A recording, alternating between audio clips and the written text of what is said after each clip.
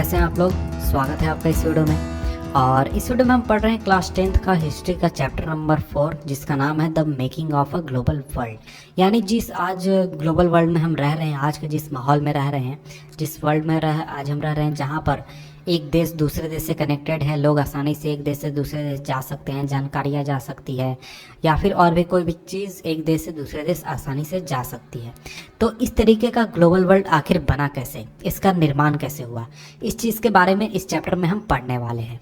तो देखिए, इस चैप्टर में तो हम पढ़ेंगे आज के माहौल के बारे में कि आज का ये माहौल कैसे बना, आज की ये दुनिया कैसी बनी। लेकिन आइए हम शुरुआत करते हैं सबसे पहले टॉपिक नंबर 1 के साथ, जिसमें हम पढ़ने वाले हैं प्री मॉडर्न हिस्ट्री के बारे में। यानी कि आज का जो मॉडर्न हिस्ट्री है, यानी करीब 1800 ईस्वी, उसके पहले की हम बात करने वाले हैं। और आइए हम शुरुआत करते हैं इसको। तो देखिए, जब भी हम ग्लोबलाइजेशन की बात करते हैं तो ग्लोबलाइजेशन का सीधा सीधा मतलब हम समझते हैं एक ऐसा इकोनॉमिक सिस्टम जो कि पिछले 50 सालों में आया है या फिर उससे कुछ सालों पहले से इमर्ज हुआ है। लेकिन जैसा कि आप इस चैप्टर में पढ़ने वाले हैं, तो इस चैप्टर में जब आप पढ़ेंगे तो आपको पता चलेगा कि जो ग्लोबल वर्ल्ड है, जिसमें हम बात करते हैं कि एक जगह से दूसरी जगह लोग जाते हैं, या फिर जानकारियाँ जाती है, या फिर ट्रेड होता है, वो चीज़ जो है आज के हज़ारों साल पहले से मौजूद है और उसका एक बहुत ही लंबा इतिहास रहा है। और इस इतिहास में ट्रेड भी होता था एक जगह से दूसरे जगह के लोगों के बीच में, और माइग्रेशन भी होता था। जैसे लोगों का माइग्रेशन होता था जो कि काम की तलाश में एक जगह से दूसरी जगह जाते थे, या फिर पैसे का मूवमेंट होता था एक जगह से दूसरी जगह, या फिर इसके अलावा बहुत सारी चीज़ों का। तो जैसे आज हम इस चीज़ के बारे में समझते हैं, और आज हम जैसे देखते हैं जो कि विजिबल साइंस है ग्लोबल इंटरकनेक्शन का, जिसमें कि हम देखते हैं कि एक कंपनी जो है उसके बहुत सारे देशों में वर्क है। लेकिन ये जो चीज़ है ये आज नहीं हुई है। इसके आज ऐसा नहीं कि आज पिछले 50 सालों में ये चीज़ तुरंत ही हो गया है। इस चीज़ को होने में बहुत ही लंबा वक्त लगा है, बहुत ही हज़ारों साल लगे हैं। और हमें ये देखना होगा कि इस ये जो दुनिया है, ये किन किन फेजेस से होकर गुजरी है, और इन्हें इस चीज़ को अंडरस्टैंड करना होगा कि किस किस फेजेस से गुजर कर ये वर्ल्ड जो है ये आज के रूप में इमर्ज हुई है, आज जिस रूप में मौजूद है उस रूप में बनी है। तो देखिए, हिस्ट्री जो है वो ह्यूमन सोसाइटी हिस्ट्री में आप देखेंगे कि ह्यूमन सोसाइटी जो है जैसे जैसे टाइम गुजरा है, वैसे वैसे जो ह्यूमन सोसाइटी है, जो कि यूरोप में रहने वाली ह्यूमन सोसाइटी, इंडिया में या फिर यूएसए में या फिर अफ्रीका में, वो सभी एक दूसरे के नज़दीक आई हैं, एक दूसरे से ज़्यादा उनका कनेक्शन इंटरलिंक बढ़ा है। हर एंशियंट टाइम से ही जो ट्रैवलर्स थे, ट्रेडर्स थे, प्रीस्ट थे, पिलग्रिम्स थे, ये सभी बहुत ही लंबी दूरी तय करते थे।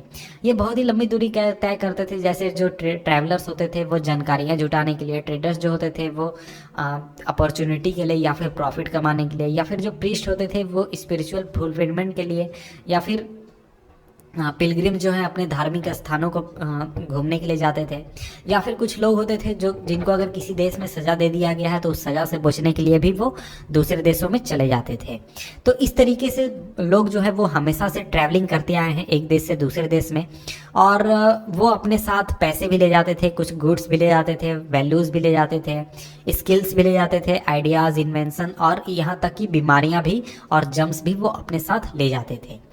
तो अगर हम बात करें आज के माहौल की, तो आज जो हमारा इंटरकनेक्शन बना है एक देश से दूसरे देश के बीच में, तो वैसा नहीं है कि आज ही वो मौजूद है। आज के हज़ारों साल पहले, यानी कि आज के 3000 BC पहले, यानी कि करीब आज के 5000 साल पहले एक कोस्टल ट्रेड सिस्टम था जो कि इंडस वैली सिविलाइजेशन को लिंक करता था आज के वेस्ट एशिया से। तो इस तरीके से देख सकते हैं कि आज के हज़ारों साल पहले भी दो समुदायों के बीच में, या फिर हम कह सकते हैं दो ऐसे इलाकों के बीच में जो कि एक दूसरे से काफ़ी दूर हैं, उनके बीच में एक तरीके का कनेक्शन था, लिंक था, और लोग जो है वो बहुत ही आसानी से एक दूसरे के साथ मिलकर ट्रेड करते थे।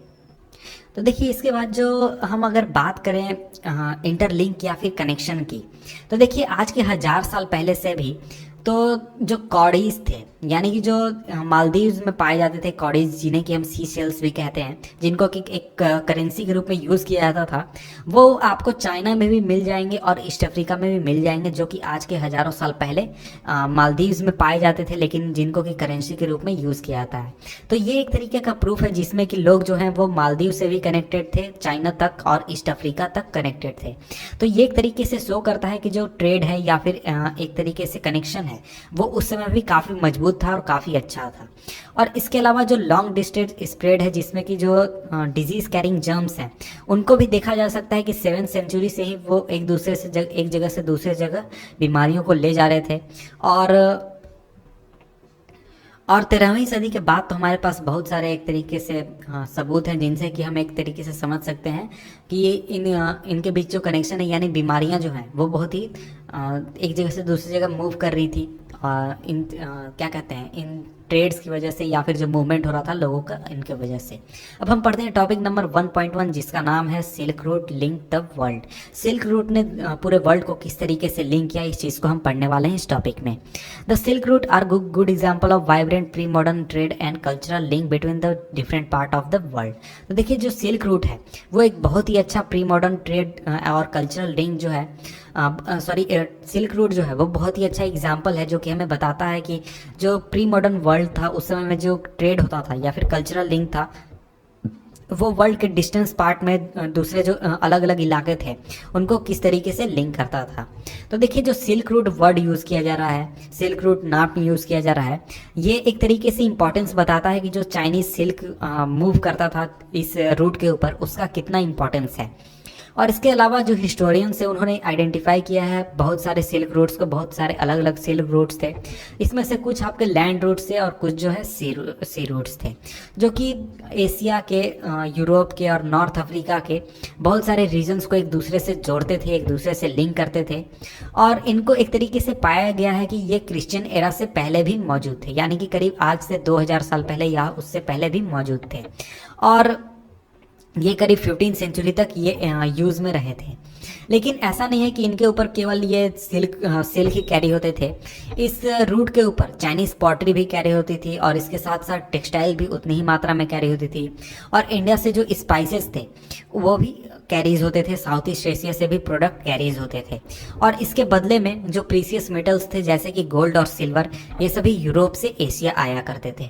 तो यहाँ पर आप देख सकते हैं एक इमेज है जो कि चाइना के एक केव में बनाया गया है, केव पेंटिंग है, जिसमें कि दिखाया गया है सिल्क रूट के बारे में कुछ पेंटिंग बनाई गई है। आप चाहें तो इसे देख सकते हैं। जो ट्रेड और कल्चरल एक्सचेंज था वो ट्रेड और कल्चरल एक्सचेंज जो था वो एक दूसरे के साथ साथ चलते थे। तो शुरुआत के दौर में जो क्रिश्चियन मिशनरीज थे वो इस पूरे रूट पर ट्रैवल करके ही एशिया तक पहुंचे थे। और इसके बाद इसके कुछ सैकड़ों साल बाद जो मुस्लिम प्रीचर्स थे, यानी मुस्लिम धर्मगुरु थे या फिर मुस्लिम धर्म को प्रसार करने वाले थे, उन्होंने भी इसी रूट को चुना था एशिया के दूसरे रीजन्स में पहुंचने के लिए या फिर वर्ल्ड के दूसरे रीजन में पहुंचने के लिए, अपने धर्म का प्रचार करने के लिए। और इन सभी से बहुत सालों पहले, यानी सैकड़ों साल पहले, जो बुद्धिज्म था वो ईस्टर्न इंडिया में पनपा था, उगा था। और वहाँ से वो इसी सिल्क रूट के डिफरेंट डायरेक्शन को यूज़ करते हुए वर्ल्ड के डिफरेंट हिस्सों में पहुंचा था। चाहे हम बात कर लें आपके श्रीलंका की जो कि सी रूट के जरिए पहुंचा था, या फिर आपका चाइना, कोरिया या फिर जो आपका जापान है वहाँ तक पहुंचा था लैंड रूट के जरिए।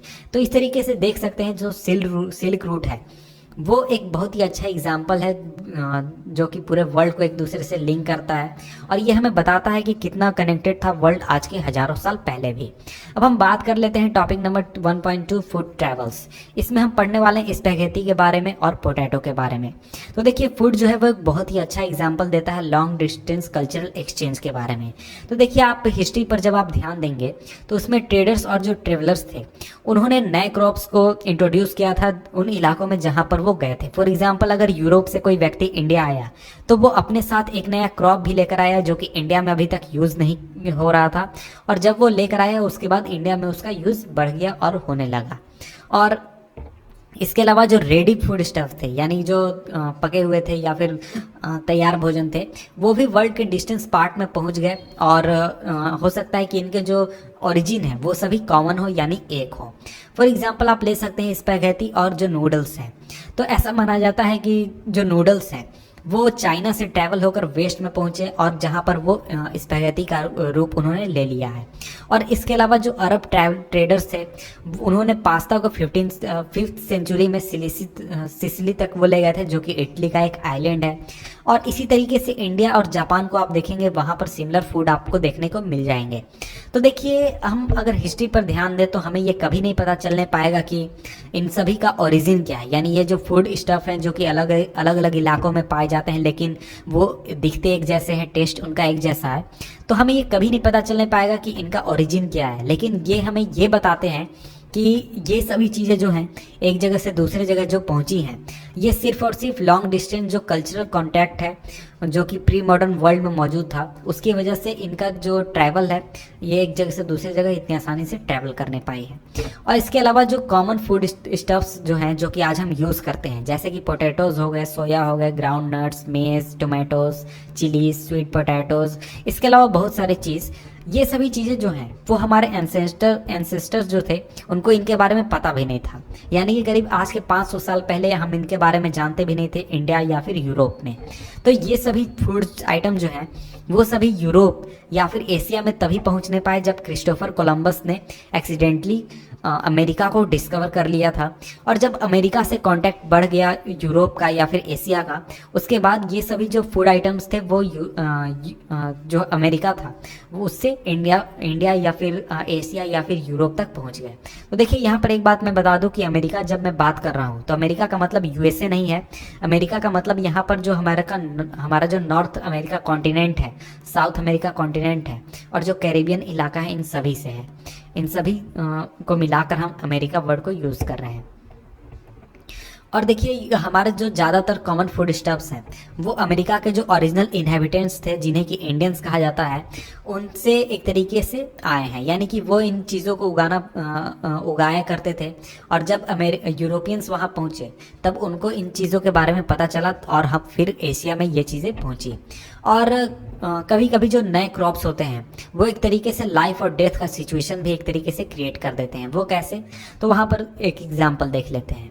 तो देखिए, जब ये सभी चीज़ें हो गई और पोटैटो जो है वो यूरोप में एक तरीके से इंट्रोड्यूस हो गया, तो यूरोप के जो पुअर थे यानी गरीब लोग थे वो पोटैटो को यूज़ करने लगे और एक तरीके से अच्छा भोजन वो खाने लगे और ज़्यादा लंबा उनका जीवन हो गया सिर्फ पोटैटो के इंट्रोडक्शन की वजह से। तो और इसका एक साइड इफ़ेक्ट ये पड़ा कि जब साइड इफ़ेक्ट बात करने से पहले यहाँ मैं बात कर दूँ कि आयरलैंड का जो पुअरेस्ट पेजेंट था और सबसे गरीब पेजेंट था, वो एक तरीके से पोटैटो पर पूरी तरीके से वो डिपेंडेंट हो चुका था। तो इसका ये साइड इफ़ेक्ट ये पड़ा कि जब आयरलैंड में एक बार बीमारी की वजह से पूरी पोटैटो की फसल ख़राब हो गई, यानी आलू की फसल ख़राब हो गई मिड 1840s में, तो करीब लाखों की संख्या में लोग सिर्फ भूख की वजह से मर गए क्योंकि उन्हें कुछ खाने को नहीं मिला। इसके बाद टॉपिक है हमारा टॉपिक नंबर 1.3। उसको देखने से पहले यहाँ पर आप देख लें ये इमेज। इस इमेज में दिखाया गया है कि जब आलू की फसल ख़राब हुई आयरलैंड में, तो वहाँ पर लोग जो हैं वो किसी तरीके से खुदाई करके खोज रहे हैं कि शायद एक भी आलू मिल जाए जो कि बचा हुआ हो। और ऐसा जैसा इस इमेज में कहा जा रहा है कि इस फैमिन की वजह से, यानी इस बीमारी की वजह से जिसने आलू की फसल ख़राब कर दी, उसकी वजह से करीब 10 लाख लोग मारे गए थे सिर्फ भूख की वजह से। तो अब हम आगे बढ़ते हैं और पढ़ते हैं अपने टॉपिक नंबर 1.3 को, जिसका नाम है कॉन्क्वेस्ट, डिजीज़ एंड ट्रेड। तो देखिए, जो प्री मॉडर्न वर्ल्ड था वो बहुत ही ज़्यादा एक तरीके से छोटा हो गया 16वीं सेंचुरी के बाद, जब यूरोपियन जो नाविक थे, सेलर्स थे, उन्होंने सी रूट एशिया तक का खोज लिया और वेस्टर्न ओशियन को क्रॉस करके अमेरिका की खोज कर ली। तो इसके बाद एक तरीके से वर्ल्ड जो है वो बहुत ही छोटा लगने लगा और लगने लगा कि जो वर्ल्ड जो है वो एक दूसरे के बहुत ही नज़दीक आ चुका है। और सेंचुरीज तक, इसके पहले सेंचुरीज तक इंडियन ओशियन में वो एक तरीके से इंडियन ओशियन में जो ट्रेड और गुड्स और पीपल, नॉलेज, कस्टम, ये सभी चीज़ें जो हैं वो एक तरीके से एक जगह से दूसरी जगह मूव कर रही थी और एक जगह से दूसरी जगह बहुत ही आसानी से घूम रहे। और इसके अलावा ट्रेड या फिर जो लोग एक जगह से दूसरी जगह बहुत ही आसानी से जाते थे। और ये सभी जो मूवमेंट होता था, ट्रेड का मूवमेंट, लोगों का मूवमेंट, गुड्स का मूवमेंट, यानी कि जो पूरा सिस्टम था उसके बीच में जो हमारा इंडियन सब कॉन्टिनेंट था, यानी जो इंडिया का रीजन है, ये एक तरीके से सेंटर में था इस पूरे फ्लो के और एक बहुत ही क्रूशियल पॉइंट था इस पूरे नेटवर्क का। लेकिन जब यूरोपियंस का एंट्री हुआ इस रीजन में, उसके बाद जो यूरोपियंस थे उन्होंने काफ़ी एक्सपेंड किया और इस पूरे मूवमेंट को या फिर इसका जो सेंटर है उसको यूरोप के इलाके में वो शिफ्ट करने में एक तरीके से वो सक्षम हुए, उनके लिए ये पॉसिबल हुआ। और अमेरिका के खोज के पहले, यानी क्रिस्टोफर कोलंबस ने जब अमेरिका की खोज की थी, उससे पहले अमेरिका जो है वो हजारों सालों तक, लाखों सालों तक पूरे वर्ल्ड से एक तरीके से कटा हुआ था। और 16th सेंचुरी के बाद जो इसका लैंड है और जो वहाँ का क्रॉप्स है और मिनरल्स जो है वो एक तरीके से ट्रेड के रूप में बदलने लगा, और उनकी जो जीवनी है वो भी काफ़ी ज़्यादा बदल गई, चेंज हो गई। और अब हम आगे बढ़ते हैं। जो प्रीसियस मेटल्स थे जैसे कि सिल्वर, जो कि माइन से निकाले जाते थे पेरू में या फिर मेक्सिको में, उसने यूरोप के वेल्थ और फाइनेंस को एक तरीके से मजबूत किया, जो कि वो ट्रेड करने के लिए यूज़ करता था एशिया के साथ। और ये ऐसे कथाएं फैलने लगी या फिर ऐसे भ्रम फैलने लगे 17th सेंचुरी में यूरोप में, कि जो साउथ अमेरिका जो है उसमें बहुत ही ज़्यादा धन है, वहाँ पर बहुत ही ज़्यादा पैसे हैं, और वहाँ पर एक शहर है अल्डोराडो, जो कि एक सोने का शहर है। और इस सोने के शहर को खोजने के लिए, यानी अल्डोराडो को खोजने के लिए बहुत सारे सर्च अभियान चलाए गए, बहुत सारे खोजी अभियान चलाए गए, ताकि इस पूरे शहर को खोजा जा सके जो कि सोने का बना हुआ है। लेकिन ऐसा रियलिटी में था नहीं, वो सिर्फ एक तरह का भ्रम था। और इसके बाद जो पुर्तगीज थे और स्पेनिश थे, उन्होंने कॉन्क्वेस्ट करना शुरू किया, कॉलोनाइजेशन अमेरिका का करना शुरू किया मिड 16th सेंचुरी में।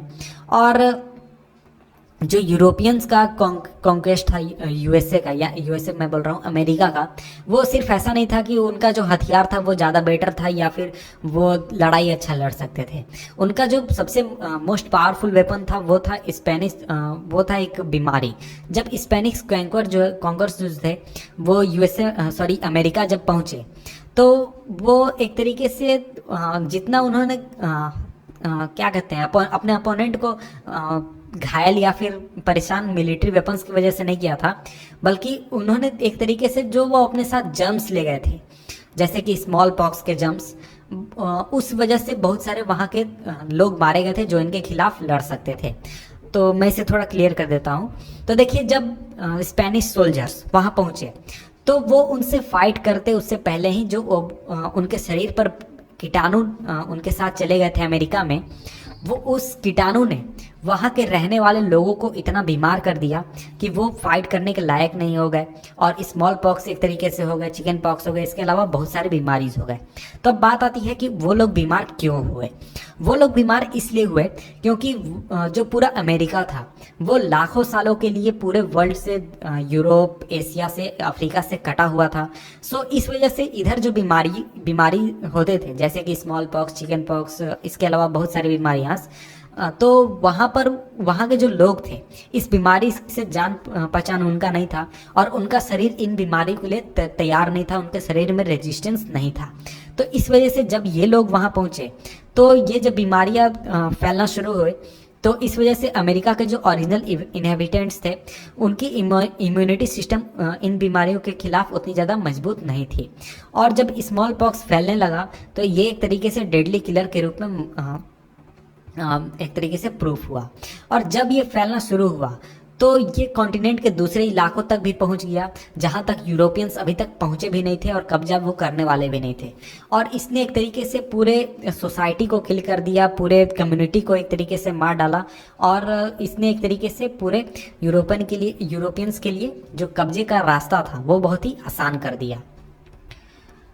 तो देखिए, गन्स जो होते हैं, हथियार को तो आप पर कोई हमला करने आए तो हथियार आप आसानी से छीन सकते हैं और उसको कैप्चर कर सकते हैं, या फिर आप अपने अपोनेंट से किसी और ट्रिक से लड़ सकते हैं। लेकिन जब हम बीमारी की बात करते हैं, जैसे कि स्मॉल पॉक्स हो गया, तो जब आपको स्मॉल पॉक्स हो जाए तो उससे आप एक तरीके से बच नहीं सकते क्योंकि आपका शरीर इम्यून नहीं है। बिल्कुल ऐसा ही हुआ अमेरिका के रहने वाले लोगों के साथ। 19th सेंचुरी तक पॉवर्टी और हंगर जो है वो यूरोप में बहुत ही कॉमन था, और जो शहर था वो उसमें बहुत ही ज़्यादा भीड़ भाड़ थी, और बहुत ही डेडली डिजीज जो थे वो फैलते रहते थे। और इसके अलावा रिलीजियस कन्फ्लिक्ट जो थे वो बहुत ही कॉमन थे। और इसके अलावा रिलीजियस जो डिजर्टर्स थे, यानी कि डिजेंटर्स जो थे, जो रिलीजियस के खिलाफ बोलते थे या फिर विरोध करते थे इस तरीके के, उन्हें परसिक्यूट भी कर दिया जाता था। तो इस वजह से हज़ारों की संख्या में लोग जो थे वो यूरोप छोड़कर अमेरिका जाने लगे और अमेरिका चले गए। और 18th सेंचुरी तक जो प्लांटेशन वर्क जो था प्लांटेशन वर्क जो था, स्लेव जिनको कि अफ्रीका में कैप्चर किया जाता था, उनको कॉटन उगाने के लिए या फिर शुगर उगाने के लिए मजबूर किया जाता था यूरोपियन मार्केट्स के लिए। और इसके बाद आगे बढ़ते हैं। Until well into 18th century, China and India were among the world richest country. 18th century तक जो चाइना और इंडिया थे वो वर्ल्ड के रिचेस्ट कंट्रीज थे और वो एशिया के ट्रेड में एक तरीके से सबसे ऊपर स्थान पर रखते थे। लेकिन 15th सेंचुरी से ही चाइना ने पूरे वर्ल्ड से जो कनेक्शन था या फिर जो कांटेक्ट था उसको रेस्ट्रिक्ट करना शुरू कर दिया था और एक तरीके से उसको कम करना शुरू कर दिया था। और इस चीज़ की वजह से हम कह सकते हैं कि चाइना जो है वो एक तरीके से आइसोलेशन में चला गया था। चाइना का जो रोल रिड्यूस हुआ और जो अमेरिका का जो इम्पोर्टेंस है वो एक तरीके से राइज हुआ। तो इस वजह से जो वर्ल्ड का जो ट्रेड का सेंटर है वो वेस्ट की तरफ मूव कर गया और यूरोप जो है वो अब वर्ल्ड के ट्रेड का एक सेंटर के रूप में बनकर उभर गया। तो इस तरीके से देख सकते हैं कि इंडिया का इम्पोर्टेंस किस तरीके से कम हुआ। इसके बाद हमारा है topic number two the 19th century. इसमें हम 1815 से 1914 तक पढ़ने वाले हैं, यानी फर्स्ट वर्ल्ड वार के पहले तक। इसको हम पढ़ेंगे नेक्स्ट वीडियो में।